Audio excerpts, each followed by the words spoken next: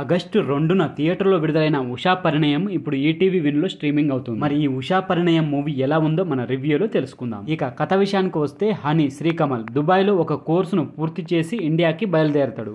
ఆ సమయంలోనే అతను దొంగల బారిన పడిన ఆనంద్, సూర్య, శ్రీనివాస్ను కాపాడతాడు. ఇద్దరు చేరుకోవాల్సింది హైదరాబాద్ కావడంతో కలిసి ప్రయాణం చేస్తారు. ఆ సమయంలోనే ఇద్దరు ఒకరి గురించి ఒకరు తెలుసుకుంటారు. తనకి నిశ్చితార్థం అయిందని ఆనంద్ చెప్తాడు. తాను ఒక యువతిని ప్రేమించాను గాని ఆమెతో వివాహం జరుగుతుందో లేదో చెప్పలేనని హనీ అంటాడు. దుబాయ్ వెళ్ళడానికి ముందు హనీ ఒక సంస్థలో పనిచేస్తూ ఉంటాడు.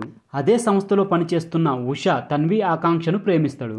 అయితే ఆమె పట్ల తన ప్రేమను మనసులోనే దాచుకుంటాడు. దుబాయ్కి వెళ్లి ఫలానా కోర్సు పూర్తి చేసి రమ్మని, ఈలోగా తాను ఉషా పేరెంట్స్ తో మాట్లాడతానని హనీకి తండ్రి మాటిస్తాడు. కొడుకుకి ఇచ్చిన భరోసా మేరకు హనీ తండ్రి వెళ్లి ఉషా తండ్రిని కలుస్తాడు. అయితే అప్పటికే వేరొకరితో ఆమె నిశ్చితార్థం జరిగిపోయిందని తెలిసి షాక్ అవుతాడు.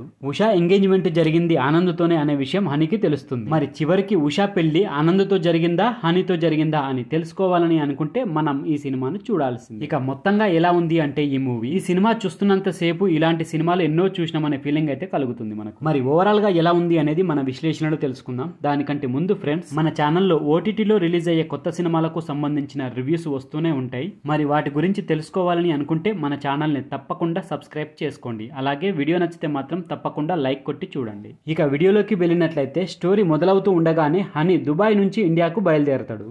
ఆ సమయంలోనే అతనికి ఆనంద్తో పరిచయం అవుతుంది. ఇండియాకి వెళ్ళగానే తాను ఉషాను పెళ్లి చేసుకోవాలని ఆశతో హనీ ఉంటాడు. తనతో కలిసి ప్రయాణిస్తున్న ఆనంద్తో ఆల్రెడీ ఉషా ఎంగేజ్మెంట్ జరిగిందనే విషయం ఫస్ట్ హాఫ్ వరకు దాచిపెడుతూ వచ్చిండు దర్శకుడైతే. ఇక అప్పటి నుంచి ఈ ఇద్దరిలో ఉషా ఎవరికి దక్కుతుందనే మలుపుతో సెకండ్ హాఫ్ నడుస్తుంది. సాధారణంగా కొన్ని సినిమాలో కొంత స్టోరీ నడిచిన తర్వాత క్లైమాక్స్ ఎలా ఉంటుందనే ఒక విషయాన్ని అయితే ప్రేక్షకులు అంచనా వేయగలుగుతారు. కానీ ఈ సినిమాలో కథ మొదలైన కాసేపటికే ముగింపు ఏమై ఉంటుందో అనే ఒక అంచనాకి అయితే ప్రేక్షకులు వచ్చేస్తారు. ఇక వాళ్ళ అంచనాలు తలకిందులు చేయడం ఇష్టం లేనట్టుగా వాళ్ళు అనుకున్నదే నిజం చేస్తూ ఈ కథ చివరి వరకు కొనసాగుతుంది. ఇక అలా అంచనాకి రాలేని ప్రేక్షకులకు దర్శకుడు ఒక హింట్ కూడా ఇచ్చిండు. పెళ్లికి ముందు షాపింగ్ కు వెళ్లిన పెళ్లి కొడుకు పెళ్లి డ్రెస్ ను తనతో పాటు తన స్నేహితుడికి కూడా ఒకటి తీసుకుంటాడు. క్లైమాక్స్ చాలా దూరంలో ఉండగానే వచ్చే ఇలాంటి సీన్స్ వలన ప్రేక్షకుల్లో కుతూహలం తగ్గిపోతూ వస్తుంది. ఆల్రెడీ చాలా లవ్ స్టోరీలో చూసిన సీన్స్ ను పోగేసుకుని ఒకే దగ్గర చూస్తున్నట్టుగా అనిపిస్తుంది. ఇక లవ్ స్టోరీకి సంబంధించిన ట్రాక్ పక్కన పెడితే హనీ పేరెంట్స్ వైపు నుంచి గానీ ఉషా పేరెంట్స్ వైపు నుంచి గానీ ఎమోషన్స్ అయితే కనెక్ట్ కావు. మరి ఈ సినిమాలో విలనిజం తగ్గిందేమో అన్నట్టుగా పెళ్లికొడుకు మేనమామ పాత్రను రంగం వైపుకు తీసుకొచ్చిర్రు. కానీ ఆ పాత్రలో విషయం కూడా అంతంత మాత్రమే కావడంతో కథ మరింత డీలా పడుతుంది. అమ్మయ్య, కామెడీ పాలు సర్దడానికి వెన్నెల కిషోర్ గారు వచ్చాడని అనుకునేలోగా తెరపై నుంచి ఆ పాత్ర మాయమవుతుంది. ఇలా చూసుకుంటూ పోతే ఈ సినిమాలో చాలా మైనస్లే ఉన్నాయి. ఇక దర్శకుడిగా విజయ్ భాస్కర్ కి మంచి అనుభవం ఉంది.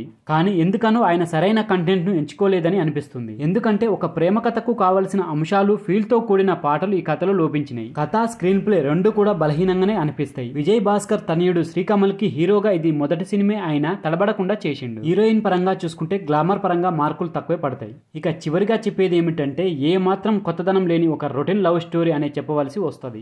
సో ఫ్రెండ్స్, ఇది ఉషా పరిణయం మూవీకి సంబంధించిన రివ్యూ వీడియో.